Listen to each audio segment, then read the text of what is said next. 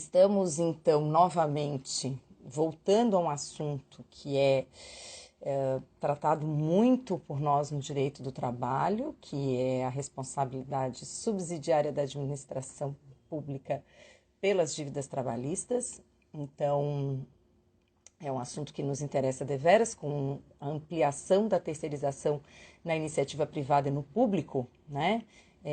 A gente realmente vê, Nana, se conseguir para ficar assim, para ficar assim, vezes assim, no YouTube eu agradeço. Então, a gente sabe que é um tema muito caro para nós, a terceirização alcançou níveis que a gente não imaginava, e no serviço público, quem é do serviço público já sabe que isso é algo que atinge há muito tempo, e começou com vigilância, portaria e limpeza, asseio, conservação, mas a gente sabe que hoje vai muito além disso. E a Lei 8666 não atendia também, acho que a muita coisa do que os próprios gestores na administração pública demandavam, e esse não é exatamente o nosso enfoque. Nosso objetivo aqui é trazer, então vejam, então vamos lá, para quem chegou. Esta não é uma análise da Lei 14.133. Então, se você veio para uma análise da Lei 14.133, muito obrigada, mas não é aqui. Aqui é a responsabilidade, é uma primeira leitura sobre como vai ficar, principalmente a questão do ônus da prova, na responsabilidade subsidiária da administração pública, nas terceirizações, a partir da Lei 14.133, a nova Lei de Licitações. Tá? Então, a gente reclamava que a gente não tinha previsão, que a Lei 8666, no artigo 71, tinha aquela discussão, se era constitucional, não era constitucional, porque excluía a responsabilidade. Depois vou fazer a leitura dela de novo para quem não se lembra. A gente sempre teve essa questão, e aí, enfim, nós somos numa evolução, né, sobre o assunto. E, oi, Andressa, doutor Leandro, fomos numa evolução sobre isso, dentro muito mais da jurisprudência, né, com apreciação pelo TST, apreciação pelo STF, até a ADC 16, depois a súmula 331, mais recentemente o tema 246. Então, vamos falar disso tudo. Então, vamos começar, first things first, né? Vamos delimitar o nosso objeto aqui. Então, o objetivo é a responsabilidade da administração a partir dessa lei, principalmente em relação à distribuição do ônus da prova e em relação ao que vai ter de diferente, o que pode afetar um entendimento que já vem se consolidando, mas na verdade altera muito, a gente sabe, né? Porque trabalha com princípios, porque aqui a gente tem aquela clássica situação que não é um conflito de princípios, porque não existe conflito de princípios, mas nós temos momentos em que um princípio vai prevalecer sobre o outro pela ponderação de valores. E quando você tem de um lado a valorização do trabalho, a valorização do trabalhador, a dignidade do trabalhador, e do outro lado os princípios da administração pública, aquilo que envolve a coisa pública, porque é o bem-estar de toda a sociedade com letra maiúscula, como diz o professor César Pazold, é natural que nem sempre um prevaleça ou o outro. Então, não podemos deixar o trabalhador sem receber, mas não podemos onerar excessivamente a administração, principalmente por aquilo que não foi ela que contratou diretamente, justamente foi pela terceirização. Por outro lado, todo mundo sabe o que eu acho sobre isso, a partir do momento que se presta a terceirizar e não ao concurso público, que se faz a terceirização, cabe, então, à administração, além da fase inicial da contratação pela licitação, depois acompanhar esses contratos e verificar se os direitos dos trabalhadores estão sendo respeitados. Isso não é problema da administração. Eu acho que é problema de todo mundo. Eu sempre acho isso, mas vocês sabem que aí também, como eu sempre digo, a minha opinião, que é, em geral, totalmente irrelevante. Quem estiver chegando agora e que não está sempre por aqui, estou vendo pessoas um pouco diferentes, o que me alegra muito. Então, eu sou Andréa Pazold, sou juíza do trabalho, professora de Direito do Trabalho, e é uma honra receber vocês aqui hoje para esse assunto e para outros que a gente tem aqui. Vamos lá. Eu vou partir de uma coisa que até, às vezes, a gente esquece, né? O artigo 37, parágrafo 6º da Constituição, que está lá firme, forte, nada mudou em relação a ele, ele estabelece uma responsabilidade objetiva do Estado por atos de administração. Então, o que a gente tem lá? As pessoas jurídicas de direito público e de direito privado, prestadoras de serviços públicos, respondem pelos danos que os seus agentes nessa qualidade causarem a terceiros. Então, na qualidade de agentes públicos em atos da administração. Então, a gente trabalha com o que no artigo 37, parágrafo 6º?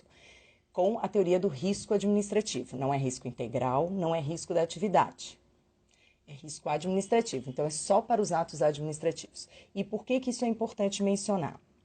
É importante falar disso, porque a ADC 16, que foi para declarar a constitucionalidade do artigo 71 da Lei 8666, que é a antiga, agora, Lei de Licitações, justamente passa por essa...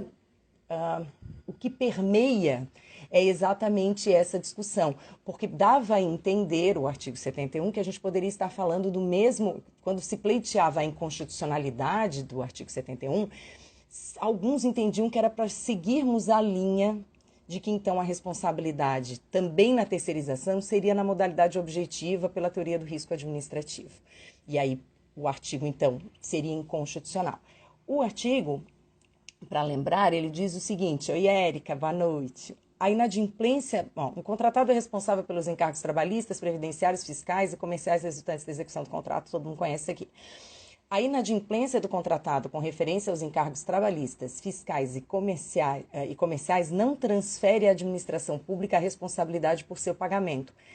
Essa expressão não transfere à administração pública a responsabilidade do seu pagamento foi entendida, então, como constitucional por dizer o seguinte: você não pode, quando o particular deixa de pagar, imediatamente passar essa responsabilidade para a administração pública, porque não se trata de um ato administrativo, então não está sujeito ao artigo 37, parágrafo 6º. Tá? Então, aqui nós estamos falando de uma responsabilidade direta, por isso esse parágrafo é constitucional, porque não há uma responsabilidade direta, exatamente como prevê o parágrafo 1º. Nem poderá onerar o objeto do contrato, a gente vai ver que isso continua na nova lei. Tá? E aí tinha previsão, como continua tendo, que isso é genial, né? A administração pública responde solidariamente com o contratado pelos encargos previdenciários. Pelos encargos previdenciários tem solidariedade, continua tendo solidariedade. Então, gente, a gente tem, para começar isso, né? Quando a ADC 16 trouxe a constitucionalidade do parágrafo 1º do artigo 71 da Lei 8666, é porque a gente estava falando de responsabilidade estatal típica, uma responsabilidade direta, tá? A partir dessa ideia, não haveria essa responsabilidade assim. O que nós temos, então, que passou a se desenvolver, é a ideia da responsabilidade subsidiária. Ou seja, não havendo pagamento pela prestadora de serviços, como na terceirização em geral, a contratada, prestadora de serviços, não honrando com as obrigações trabalhistas dos seus empregados que prestavam serviço para a contratante, caso isso não aconteça, após esgotados os meios, né, que esse é o entendimento, de tentar obter esses créditos por parte da prestadora, que é a devedora principal, não sendo obtido isso, você vai então para o responsável subsidiário. Então, o responsável subsidiário tem responsabilidade integral, mas após esgotarem o devedor principal. Tem gente que entende que é diferente, que é uma solidariedade com direito de preferência. Então, que há responsabilidade solidária, mas é um direito de preferência. Mas, assim, a previsão sempre foi de responsabilidade subsidiária e essa previsão foi vindo pela via jurisprudencial. Então, a gente precisou, e eu falo muito isso para os alunos, que a minha aluna sabe disso, eu falo muito isso para os alunos, a questão da gente lidar com a terceirização unicamente tendo por base a súmula 331. Isso é uma coisa realmente muito estranha, né? Você ter uma regulamentação de um fenômeno tão importante jurídico e socialmente como a terceirização, totalmente operacionalizado a partir das ideias de uma súmula. E na parte da responsabilidade civil do Estado, quando veio a Lei 13.429 e depois a 13.467, que alteraram a Lei 6.019, que trata de trabalho temporário e agora também de terceirização, não houve nenhuma referência à responsabilidade civil do Estado. Então, a gente continuou na linha da responsabilidade civil do Estado a partir... Desculpa, a responsabilidade civil do Estado é vício da professora da responsabilidade civil. Da responsabilidade subsidiária do Estado nos termos da súmula 331. Então, nós temos que ver o que vai acontecer a partir de agora, né, com a Lei 14.133. Então, vejam o seguinte, para não cansá-los. O material, quem quiser, mas eu gosto de testar se o povo está prestando atenção, quem quer material no PDF, Pode escrever aí quero material, que aí eu vou botar lá no Telegram material do PDF, porque por enquanto não tá bonito como eu queria, daí eu vou ter que arrumar. Então, mas vai ter bem... O que eu fiz? Eu selecionei só os artigos que nos interessam para essa matéria. Então, eu quero dizer com isso o quê? Quem é da área de direito administrativo vai ter bastante trabalho para estudar essa lei. Quem trabalha com contratos públicos, contratos com a administração pública também vai passar trabalho, porque tem que realmente rever tudo, mas a gente não, né? A gente vai cuidar da parte do direito do trabalho, que é a parte que nos interessa, a gente não tem nada a ver com os contratos administrativos. Então, se a gente tem essa possibilidade, então se vocês querem, porque aí vai estar selecionado direitinho pelos artigos que a gente precisa. Fechou. Então, vamos fazer esse material Vou mandar pelo Telegram, mas eu aviso para vocês quando estiver lá, até hoje à noite, amanhã de manhã, espero que esteja lá. Então, o que nós temos? A Lei 14.133, que saiu no dia 1º de abril, dó, né? O povo não aprende, né? Saiu no dia 1º de abril, estabelece as normas de licitação, blá, blá, blá, blá, blá. Então, abrange, isso aqui é importante, abrange os órgãos dos poderes legislativo e judiciário da União, Estados, Distrito Federal, Poder Legislativo dos municípios também, quando no desempenho da função administrativa e tal. Não abrange empresa pública e sociedade de economia mista e subsidiária. Então, dia ótimo, Roseli, para sair uma lei dessa, né? Bom, já, a MP 936 já tinha sido dia 1º de abril, né? No ano passado. Então, administração indireta, empresas públicas e sociedades de economia mista não ficam agora oficialmente sujeitas a isso. O STF já tinha sinalizado isso, dizendo que a Petrobras, lembram dessa decisão? Que a Petrobras não se sujeitava a essas regras das licitações. Então a gente tem que tomar cuidado, porque isso para nós, isso tem uma importância, porque a gente tem uma série de terceirizações feitas pela administração pública indireta. Caixa Econômica, empresas de economia mista, né? Então a Caixa Econômica, o Banco do Brasil, não são da administração pública direta, são empresas públicas, portanto, e muita sociedade de economia mista que terceiriza. Então, será que, para essas, por não ter a aplicação da nova lei de licitações, o que a gente disser sobre responsabilidade subsidiária da administração pública vale para elas também? Ou, para a sociedade de economia mista, empresa pública, em caso de terceirização, a gente volta para a regra da Lei 6.019. Responsabilidade subsidiária integral, independentemente de qualquer atuação boa ou ruim da contratante. Então, esse é o primeiro ponto que eu quero que vocês pensem. Se a sociedade de economia mista e empresa pública não são abrangidas pela Lei 14.133, elas estão por outra lei, a Lei 13.303, se para elas vamos aplicar essas regras que passam agora a constar mais ou menos expressamente, mas, gente... Quero fazer um spoiler rápido aqui. Não foi resolvida a questão. Então, se vocês estão esperando a hora que eu vou dizer assim, o ônus da prova não tem. Não tem. Aí eu lamento, aí nem, tá? Nem. Não adianta assistir gravado e pular para o final para ver se eu digo, porque isso não vai acontecer. Nunca é bem assim.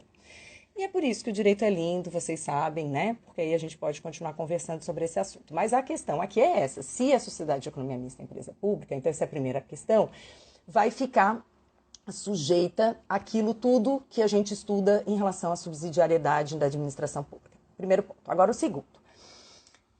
A que tipo de terceirização essa lei se aplica? Para o nosso caso, que é o que interessa, né? Prestação de serviços, inclusive os técnicos profissionais especializados. Esse é o artigo 2º. Então, já está resolvido, tá? O artigo 5º é um artigo que eu acho importante sempre ter ele na nossa mente, né? Seja para defender, seja para pedir a responsabilidade, enfim. Sinto muito, Letícia, eu não tenho essa resposta na lei, né? Eu tenho ideias, enfim. A ideia, vocês sabem que eu sempre tenho, né? Eu tenho um monte de ideia. Na aplicação da lei, serão observados os princípios da legalidade, impessoalidade, moralidade, publicidade, eficiência, interesse público, probidade administrativa, igualdade, planejamento, transparência, eficácia, segregação de funções, motivação, vinculação ao edital. Isso é uma coisa muito importante. Gravem, vinculação ao edital, porque depois isso vai ser muito importante. Julgamento objetivo, segurança jurídica, razoabilidade, competitividade, proporcionalidade, é um espetáculo. Celeridade, economicidade e desenvolvimento nacional sustentável, assim como as leis, o que é previsto na Lei de Introdução às Normas do Direito Brasileiro.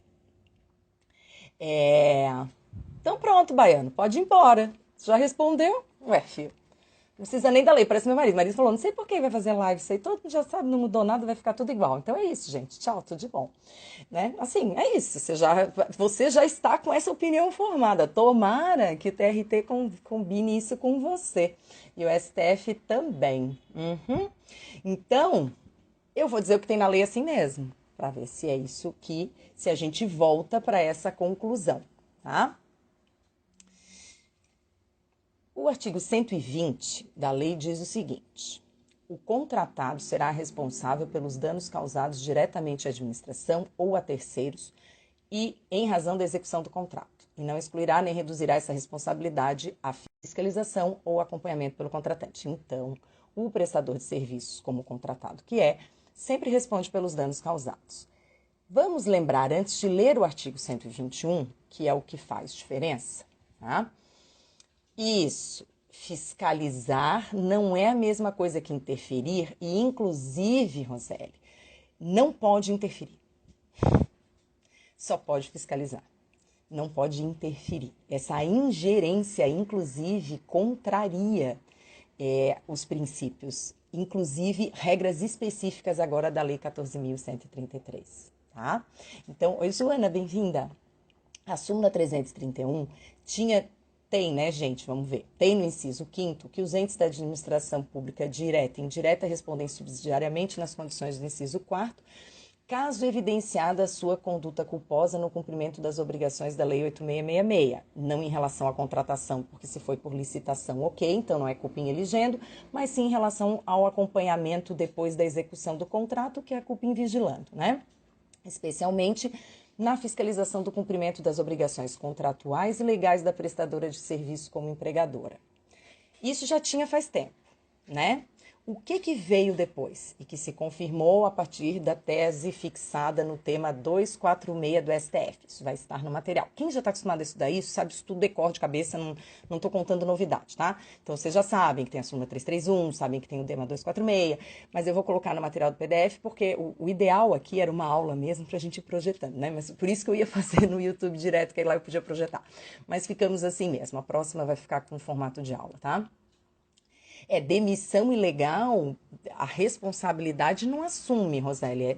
É que aí é que tá, pelos atos nunca assume pelos créditos. Entendeu? A responsabilidade essa é que é a diferença, entende? O devedor principal, ele é responsável pelas ações. Então, reintegração, só o empregador pode fazer reintegração.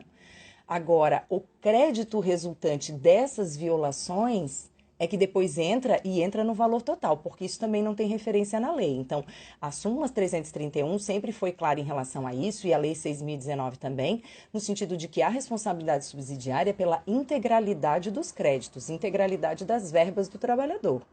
Então, assim, essa integralidade significa até mais do que eu entendi antigamente. Eu achava que que a multa do artigo 477 só era devida em algumas situações.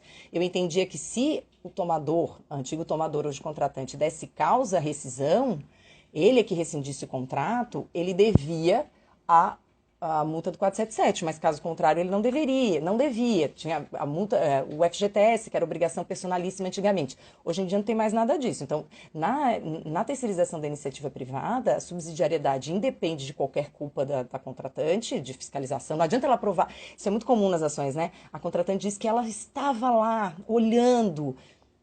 Pois é, mas vai responder assim mesmo. E é pela totalidade das verbas. A única coisa que limita são períodos.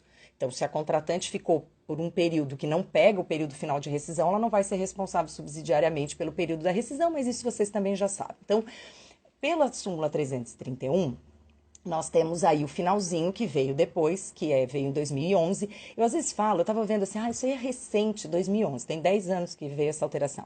A aludida responsabilidade não decorre de mero inadimplemento das obrigações trabalhistas assumidas pela empresa regularmente contratada.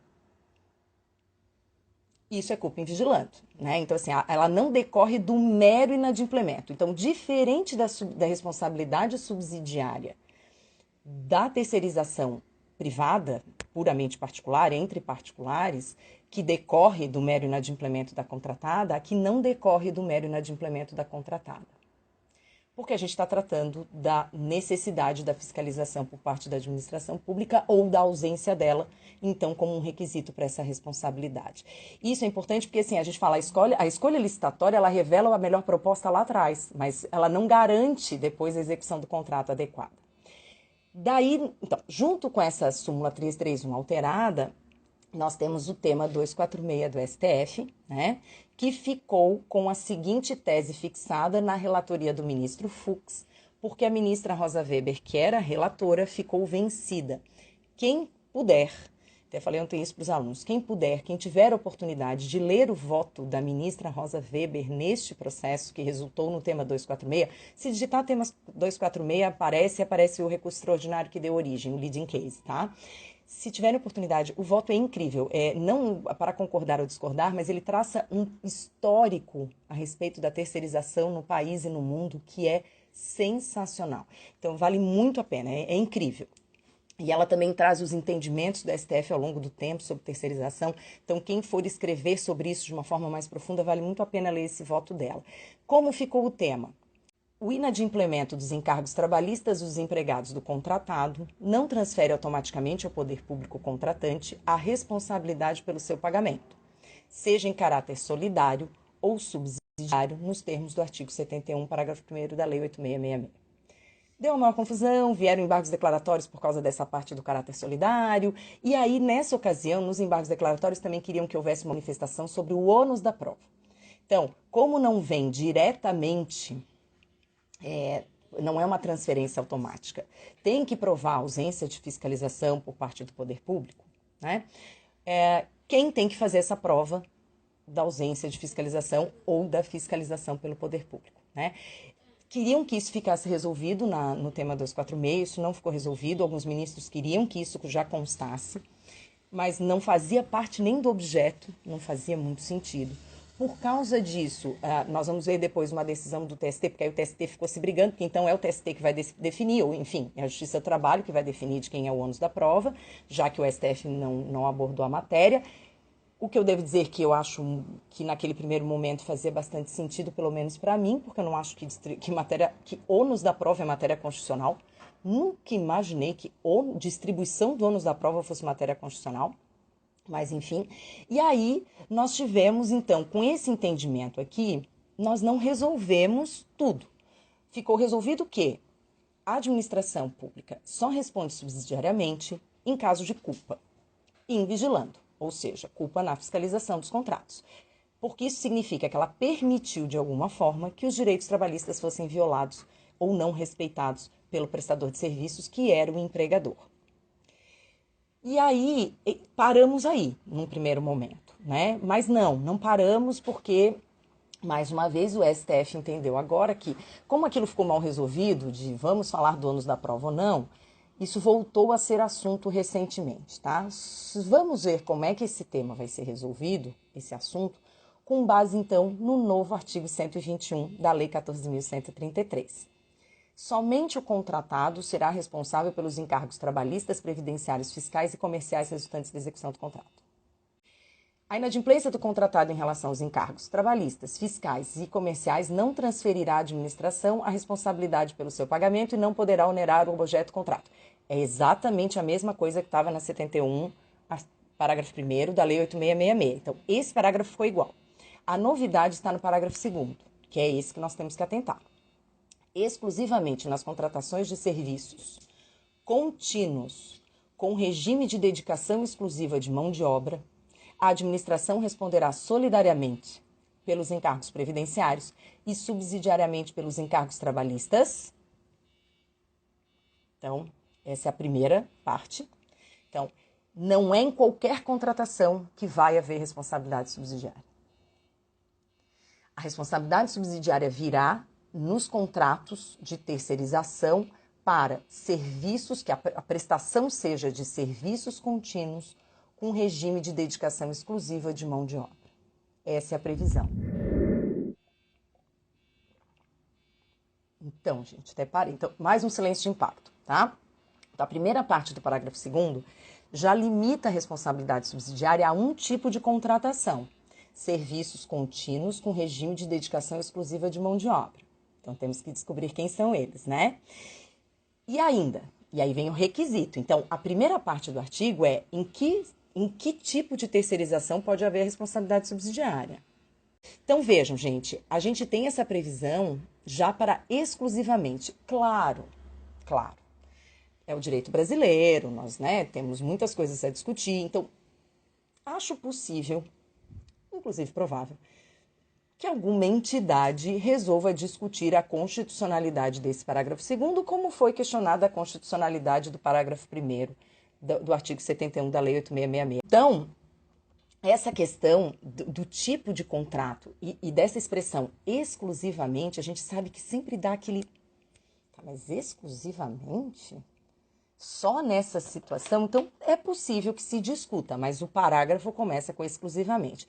E se comprovada falha na fiscalização do cumprimento das obrigações do contrato. Então, antes da gente ver essa segunda parte, que é o que também nos interessa mais, só para ficar claro, o artigo 6º diz o que são os serviços contínuos com regime de dedicação exclusiva de mão de obra.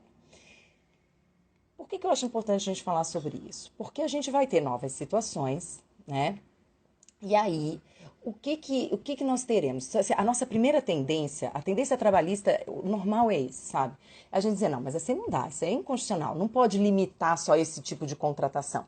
E o fato é que talvez possa sim, gente. A administração pública tem os princípios que regem a administração pública, a supremacia da administração pública. Então, assim, talvez sim, ninguém venha, talvez o STF jamais sequer questione a constitucionalidade disso e entenda como obviamente possível para esse tipo de situação. Então, eu sempre falo sobre isso, porque às vezes as pessoas pensam assim, mas tem que ser inconstitucional, porque senão vai ser o quê? Senão você vai tentar enquadrar nessa situação, que vai ser, em geral, boa parte das terceirizações na administração pública, como a gente vai ver. Não vai ser a minoria, vai ser a maioria. Tá? Só que a nossa tendência, como quando eu falo de direito coletivo, quando a gente vê lá que a nulidade das cláusulas de convenção e acordo coletivo de trabalho é nos casos do artigo 8º da CLT, que fala que é nos casos de vício de consentimento.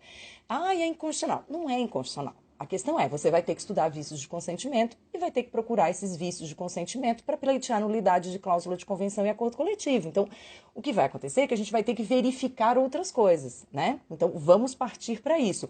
Porque só questionar a constitucionalidade, em dias atuais, então, acho uma bobagem. Mas, enfim, sempre é bom botar a tese, é só desenvolver a tese se acharem que é o caso, né? E o que são, então, os serviços contínuos com regime de dedicação exclusiva de mão de obra? Aqueles cujo modelo de execução contratual exige, entre outros requisitos. Então, vem os requisitos para a gente falar que é esse tipo de contratação. Os empregados do contratado fiquem à disposição nas dependências do contratante para a prestação de serviços. Então, eu imediatamente já penso o seguinte, pessoal da limpeza no TRT, entendeu? Então, as meninas da limpeza terceirizadas do Tribunal da Justiça do Trabalho. Então, elas ficam presencialmente, né? Claro, não, estamos falando em tempos normais, quando quer que isso volte a acontecer, o que quer que seja normal no futuro. Mas os empregados vão ficar à disposição das dependências. Então, o serviço é prestado nas dependências. Quando diz que fica à disposição, é porque o serviço é prestado lá, conforme a conveniência da administração. Então, esse é o primeiro. O contratado não compartilha os recursos humanos e materiais disponíveis de uma contratação para execução simultânea de outros contratos. É aqui que está a exclusividade. Então, serviços contínuos são esses nas dependências do contratante. Com exclusividade é essa linha B. Por quê? Eles não podem compartilhar recursos humanos e materiais disponíveis da contratação com a administração, o contratado, né? Com outras para execução simultânea de outros contratos. Ou seja, aqueles vigilantes que trabalham, isso, Lilian, aqueles vigilantes que prestam serviço no TRT, só prestam serviço no TRT. Eu acho que é aqui que vai pegar mais, porque ocorre uma alternância. Claro, a gente tem lá sempre as mesmas meninas, mas eis que de repente não tem mais. Eis que de repente uma troca. E isso pode começar a acontecer de uma forma proposital, para não parecer que é exclusivo.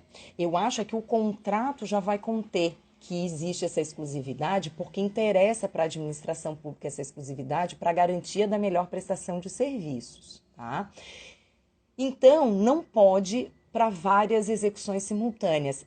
e até assim, tem gente que está entendendo que quando diz que o contratado não compartilha os recursos humanos, significaria que nem o pessoal, porque o pessoal diz assim, recursos humanos é RH. Para mim, recursos humanos são as pessoas trabalhando, recursos humanos, não o setor de RH. Mas eu sei que tem gente já dizendo que então até o RH que vai cuidar desses trabalhadores à disposição da administração pública teria que ser exclusivo. Eu não fiz essa leitura. Pode ser que eu esteja totalmente equivocada e que essa leitura que seja correta, mas para mim, recursos humanos e materiais, a gente está falando do material de limpeza, de tudo que precisa para prestação de serviço, e recursos humanos são os trabalhadores. Então não pode compartilhar. A empresa não pode. É que é horrível do jeito que é, porque não parece que a gente está falando de pessoas, mas a gente está falando de pessoas. Então a contratada, a prestadora de serviços, não pode compartilhar aqueles trabalhadores em outras empresas fruto de outros contratos. Esse é o sentido de exclusividade. E por fim, que eu acho que é um requisito óbvio, o contratado possibilite a fiscalização pelo contratante quanto à distribuição, controle e supervisão dos recursos humanos alocados em seus contratos. Então, tem que ser possível a fiscalização. Aqui começa a ficar bom. Porque se tem que, só pode ser assim, é só nessa situação que vai ter responsabilidade subsidiária, certo? Segundo a lei. Só que tem que ser possível, ou seja, o contratado tem que permitir a fiscalização. Então, você já começa a dizer o seguinte, olha, no fato do contratado ter que permitir a fiscalização, vai trazer a obrigação da administração pública de efetivamente fiscalizar, porque isso vai ser permitido. Então é aqui que eu acho que a gente pode começar a ver uma luz no fim do túnel que não seja necessariamente o trem. E aí vamos falar do ônus da prova, porque o final... Então a gente já sabe que para a responsabilidade subsidiária, de acordo com os novos contratos a partir da nova lei, existe uma previsão na lei de que só a responsabilidade subsidiária nessa situação de contratação de serviços contínuos com regime de dedicação exclusiva de mão de obra. Essa é a primeira previsão, então esse é o primeiro requisito para ter a responsabilidade subsidiária. A segunda parte é, e se comprovada falha na fiscalização do cumprimento das obrigações do contrato. Então vem assim, se comprovada falha. Eu sempre falo que o legislador não utiliza palavras inúteis e ele não disse, assim, não está escrito se comprovada pelo trabalhador, falha na fiscalização do cumprimento das obrigações do contrato. Não está. Poderia, porque aí ficaria claro, não está.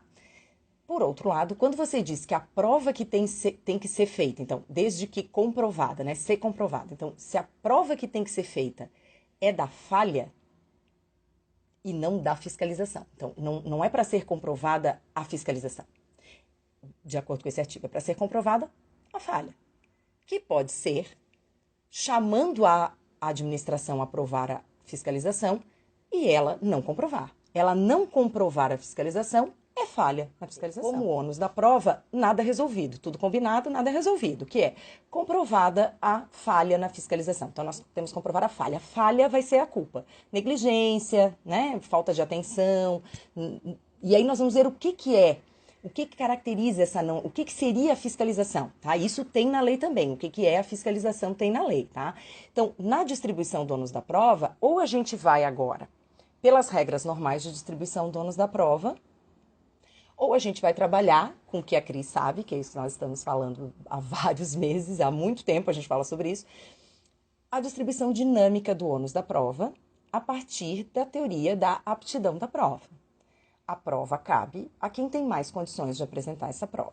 Então, nem sempre quem tem o ônus de provar de acordo com o CPC, porque é fato constitutivo do seu direito, nem sempre quem tem esse ônus de comprovar o fato constitutivo tem a possibilidade, ou melhor, a aptidão para fazer essa prova tão bem quanto quem tem o fato modificativo, extintivo do direito.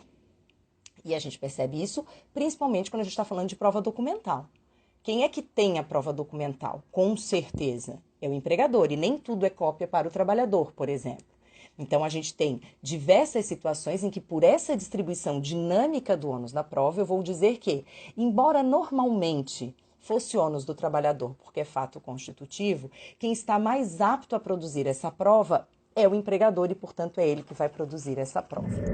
E aí, estamos evoluindo. Então, assim, tô dizendo isso para vocês porque é assim que a doutrina e a gente tem trabalhado esse assunto, conversado bastante. Então, com o que a gente tem até agora, e mesmo pelo artigo 121 e a partir da previsão do artigo 6º da Lei 14.133, a gente não tem claramente uma regra para a distribuição do ônus da prova sobre esse assunto. Então, voltamos a ter o quê? Interpretações sobre o que isso vai significar, sobre como essa situação vai ficar. E aí, o STF entendeu que ele tem que voltar a falar sobre esse assunto, que o TST não está fazendo direito à sua tarefa de distribuição do ônus da prova, e nós já vamos ver qual é o entendimento atual do TST. O TST não tá muito confuso, é melhor o STF voltar a falar sobre isso, e aceitaram. E nós temos agora o tema 1118, que é o ônus da prova acerca de eventual conduta culposa na fiscalização das obrigações trabalhistas de prestadora de serviços, para fins de responsabilização subsidiária da administração pública, em virtude da tese do recurso extraordinário 760.931, que é o do tema 246. Então, não acabou. Não acabou ainda. O que temos cadê minhas colaboradoras espetaculares, meu super staff que está aqui hoje? Na próxima, que vai ser aula mesmo, vocês vão estar. Então, esse tema já está sendo discutido no STF. E a questão até que aparece, lembra quando a gente conversava sobre poder ou não terceirizar a atividade fim? Tinha o tema no STF para julgar, né? Se podia terceirizar ou não a atividade fim. Aí veio a Lei 13.467, que foi na reforma trabalhista e não na lei que trouxe as regras de terceirização. A Lei 13.467 veio para dizer que pode terceirizar a atividade fim. E aí muita gente falou, então nem precisa mais julgar aquele tema do STF, porque afinal de contas agora a gente já sabe que pode terceirizar a atividade fim, todo mundo já sabe. Porque já está previsto. Acontece que os processos que estão hoje no TST e que estão no STF, gente, eles são de antes da reforma trabalhista. O TST está julgando processos de 2013, 2014, 2015, 2016. Então, para esses processos, tem sim que ter uma fixação de tese sobre a possibilidade de terceirização de atividade fim. E o que o STF disse é que, tanto antes quanto agora, pode terceirizar a atividade fim. É mais ou menos o seguinte, tanto pode que agora que está valendo oficialmente, mas já podia. Já era esse entendimento, então, que foi fixado recentemente, embora a discussão fosse de um processo de 2012. Então, aqui me parece que vai acontecer a mesma coisa. Embora eu ache que a Lei 14.133 não resolveu o problema da distribuição do ônus da prova, assim, como claramente poderia ter resolvido, mas não resolveu, então, e aí eu vou dizer o seguinte, já que não resolveu claramente, podemos nós então dar o nosso pitaco e as nossas interpretações jurídicas, não é mesmo? Mas já que não resolveu, o tema 1118 continua tendo que ser apreciado. Nem para situações posteriores à Lei 14.133, nós vamos poder dizer que isso está resolvido. Não, o tema 1118 é para até a nova lei de licitação. Dali em diante a gente já sabe de quem que é o ônus da prova. Assim, explicitamente a gente não tem. Eu acho que a gente tem muitas formas de chegar a uma conclusão e não somente pela teoria da distribuição dinâmica das provas, do ônus da prova, nem só pela aptidão da prova. Acho que a gente tem previsão que permite essa conclusão, tá? Então, vejam. Diz o artigo 121 ainda, no parágrafo 3º, que nas contratações do regime contínuo exclusivo, com regime de dedicação exclusiva de mão de obra, para assegurar o cumprimento de obrigações trabalhistas pelo contratado, a administração, mediante disposição em edital ou em contrato, poderá, entre outras medidas, isso aqui eu achei muito interessante, exigir caução, fiança bancária ou contratação de seguro-garantia com cobertura para verbas rescisórias inadimplidas. Então, o edital já pode prever que para participar da licitação, para vencer a licitação, quem vencer a licitação, quem quer que seja, tem que apresentar, tem que fazer caução, fiança bancária ou contratação de seguro-garantia, pelo menos para as verbas decisórias inadimplidas. Isso já dá uma mudada no oba-oba das licitações desse tipo de prestação de serviços que fica sempre no menor preço e depois eu não sei como é que tem dinheiro para pagar com o menor preço tratando de gente. Mas enfim, que não é grampeador, é gente, mas tá. Pelo jeito, nem sempre todo mundo acha isso. Condicionar o pagamento do contrato, a comprovação de quitação das obrigações trabalhistas vencidas relativas ao contrato. Então, aquilo que a Roseli falou, fiscalizar não é a mesma coisa que, né, pode fiscalizar, mas não pode intervir. Só que nessa fiscalização, O contrato já pode prever que o pagamento da prestação de serviços para a contratada só vai ser feito após a comprovação das obrigações, do pagamento das obrigações trabalhistas vencidas até aquele momento. Então, salários, horas extras do mês. Claro, né, gente? Tem um sujeito lá que trabalha hora extra, isso não está anotado. Então, assim, ele não vai receber. Tem a discussão do adicional de insalubridade, se é devido ou não. Então, aqui nós estamos falando de verbas incontroversas. Aquelas verbas que são devidas incontroversamente, que estão na folha de pagamento, o próprio contrato administrativo, portanto, já pode prever que só haverá o pagamento da prestação de serviços para a prestadora, para a empresa que vai fazer a terceirização, se comprovar o pagamento das obrigações trabalhistas. Isso também já faz muita diferença, porque hoje isso fica uma coisa meio oficia. Aí tem município, por exemplo, que tem um setor de gestão de contratos terceirizados. Tem lugar que não tem estabelecimentos, tem setores da administração pública que não tem a menor ideia do que está sendo pago, do que não está sendo pago, até porque não tinha previsão exatamente nesses termos. E agora a gente tem.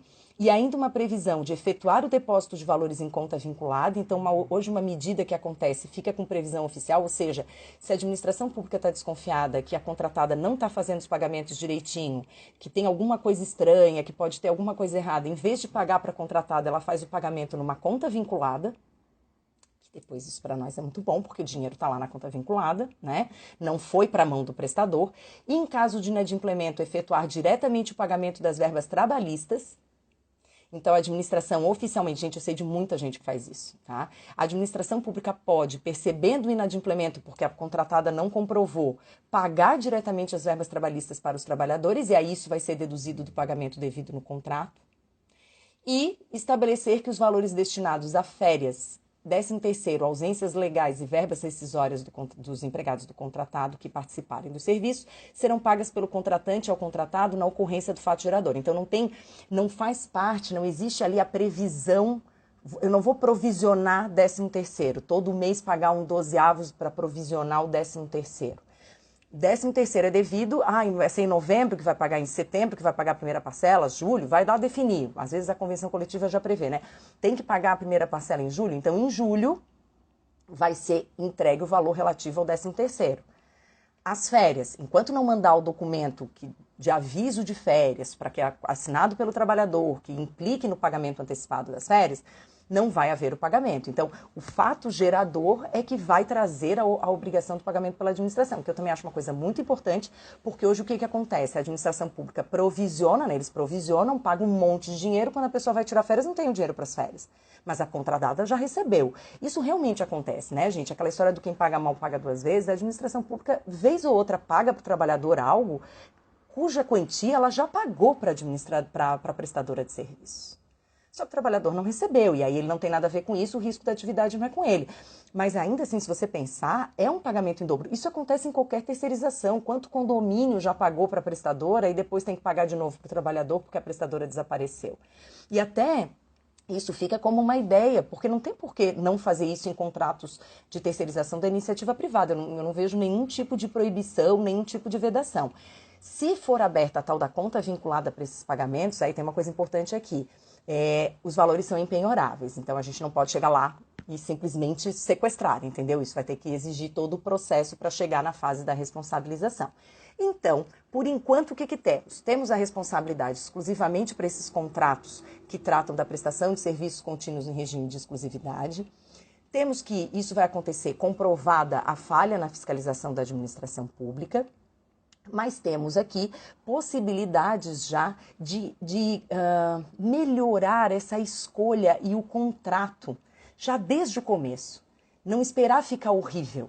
Já desde o começo já ter previsões, inclusive com essa exigência de seguro, com a exigência de caução, com a possibilidade de pagamento direto. Então, para os trabalhadores também fica essa garantia, se o contrato, evidentemente, tiver essa previsão.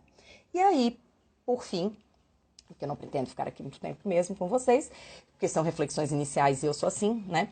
Depois tem mais coisas para falar, não dá para esgotar mesmo. Nas contratações, artigo 50, nas contratações de serviços com regime de dedicação exclusiva de mão de obra, o contratado deverá apresentar, quando solicitado pela administração, sob pena de multa, adoro, tem que ser no bolso, comprovação do cumprimento das obrigações trabalhistas e com o FGTS em relação aos empregados envolvidos na execução do contrato, em especial quanto ao Registro de ponto. Então não tem mais essa da prestadora de serviço não ter ponto organizado, ser tudo uma bagunça, não dá. Recibo de pagamento de salários adicionais, horas extras, repouso semanal remunerado e 13º, comprovante de depósito do FGTS, recibo de concessão e pagamento de férias do respectivo adicional, recibo de quitação de obrigações trabalhistas e previdenciárias dos empregados dispensados até a data da extinção do contrato, que eu não sei muito bem o que eles pretendem com isso, porque aquela quitação anual não é, então provavelmente é o TRCT mesmo, né, de todo mundo. Recibo de pagamento de vale transporte e vale alimentação na forma prevista em norma coletiva. Basicamente tudo.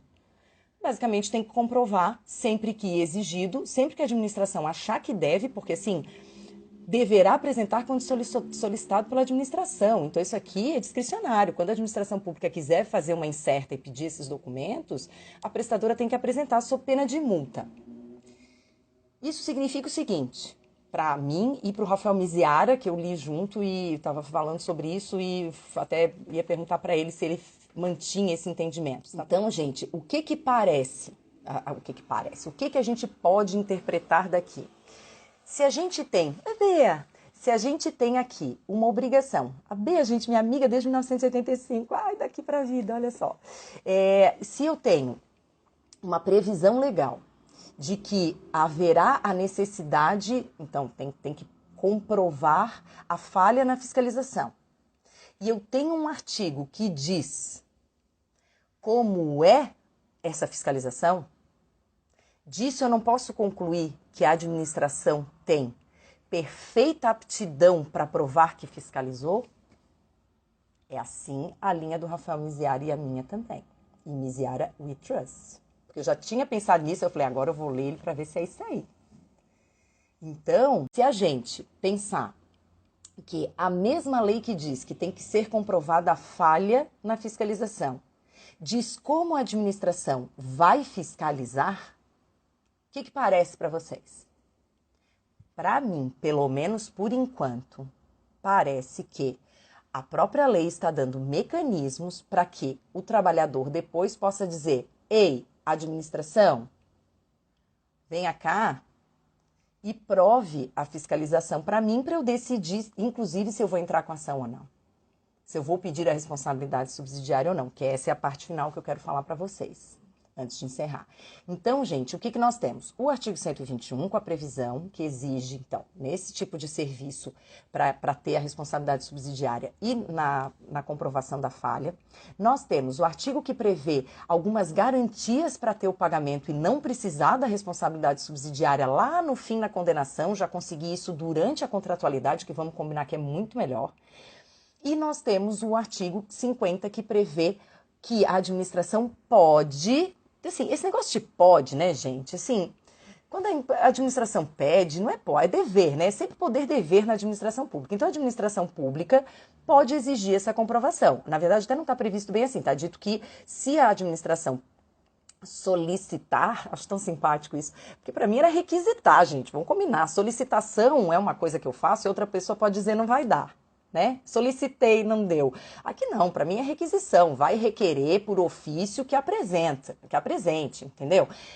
E aí, o que acontece? Em não apresentando, o contrato administrativo já tem que ter não só a multa porque não apresenta, mas em não apresentando porque não está cumprindo, a possibilidade de rescisão.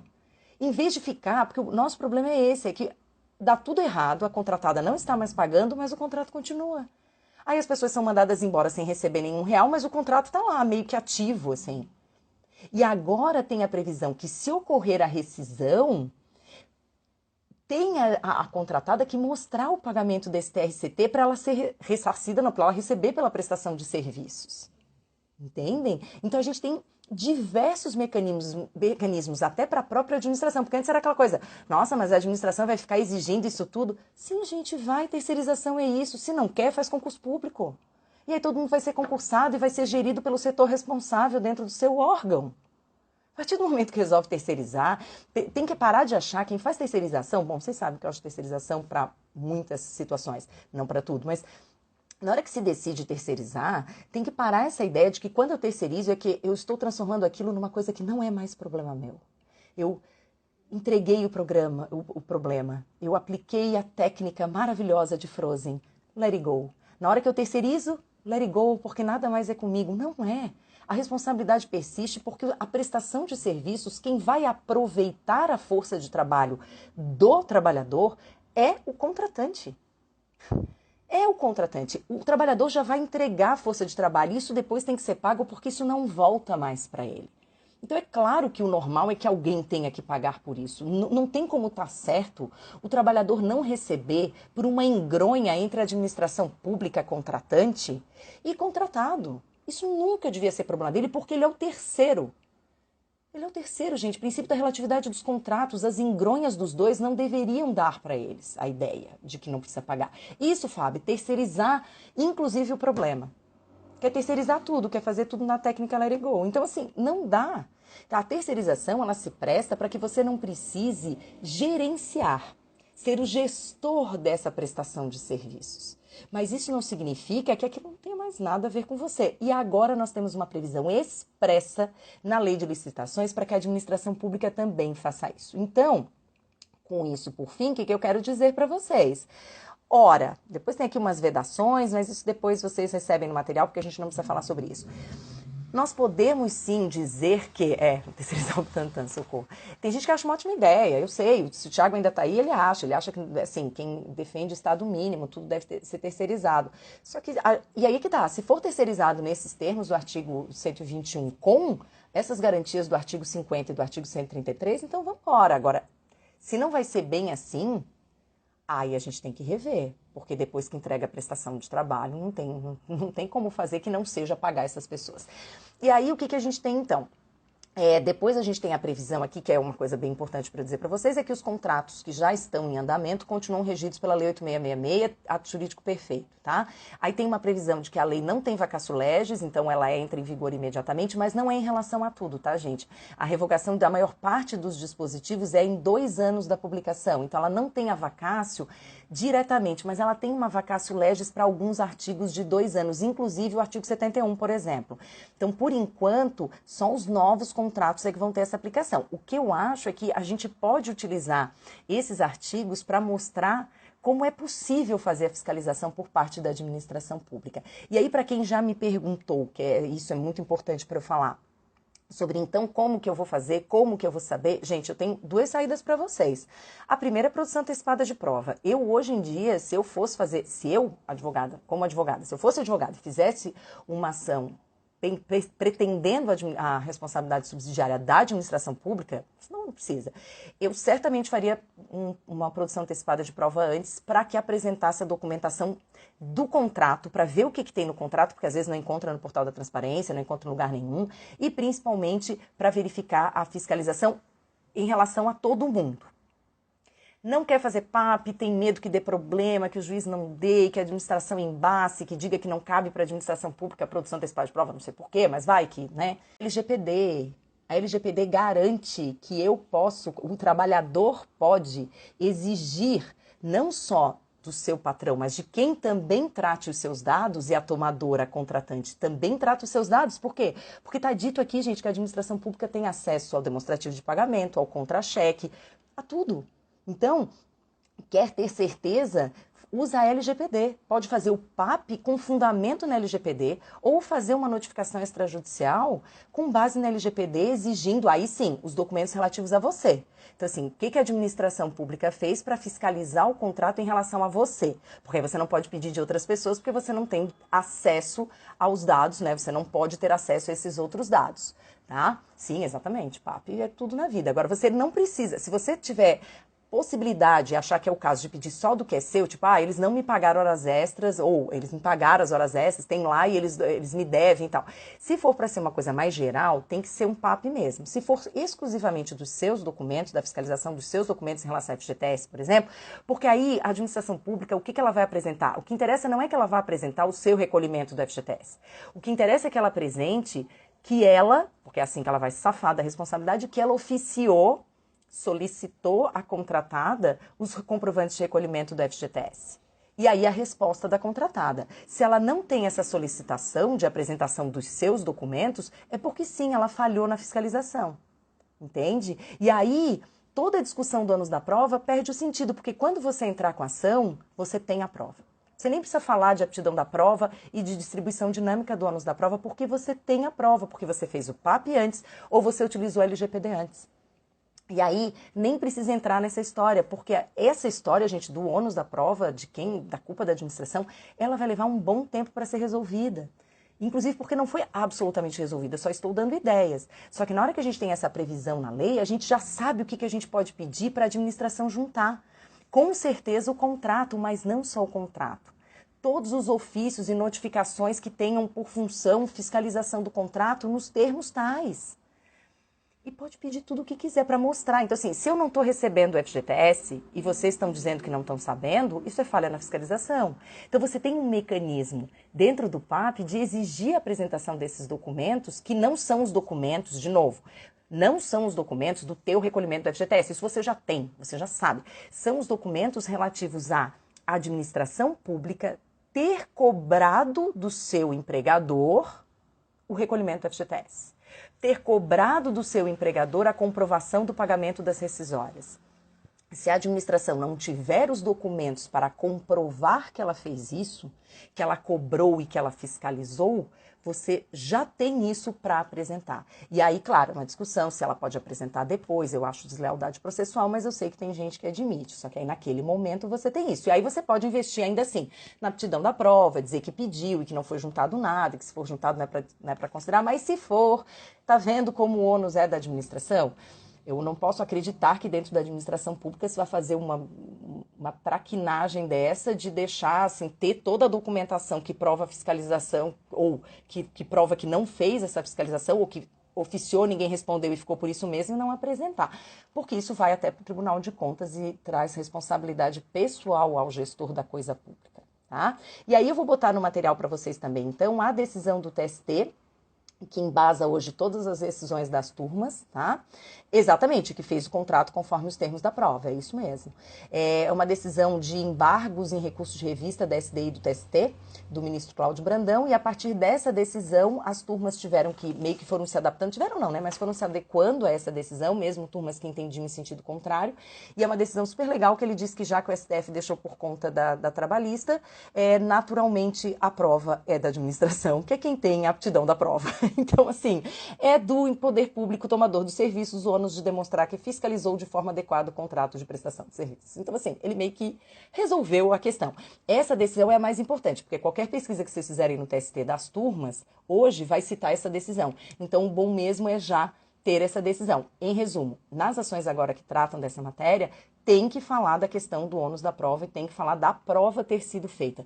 Tem decisão chegando, tem ação, recurso de revista chegando, em que esse assunto não foi debatido, em que ainda foi considerada a responsabilidade independentemente de comprovação da culpa da administração, e estão devolvendo para o TRT definir o ônus da prova e se teve a prova. E aí vai subir de novo para ver se decidiu corretamente em relação ao ônus da prova.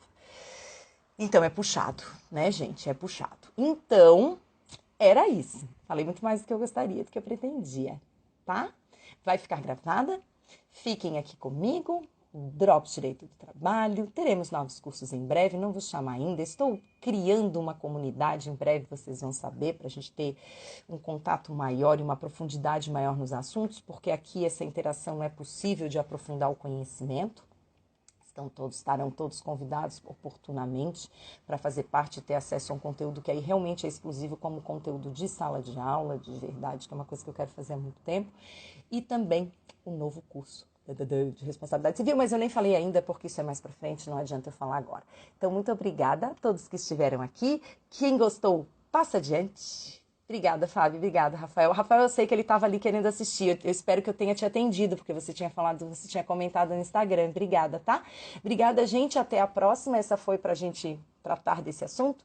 E em breve viremos com novidades, tá bom? Ai, que bom, Rafael. Vai ter que fazer hoje, tadinho. Dó, mas faz parte. Um beijo, gente. Boa noite, tá? Fiquem todos bem. Beijo.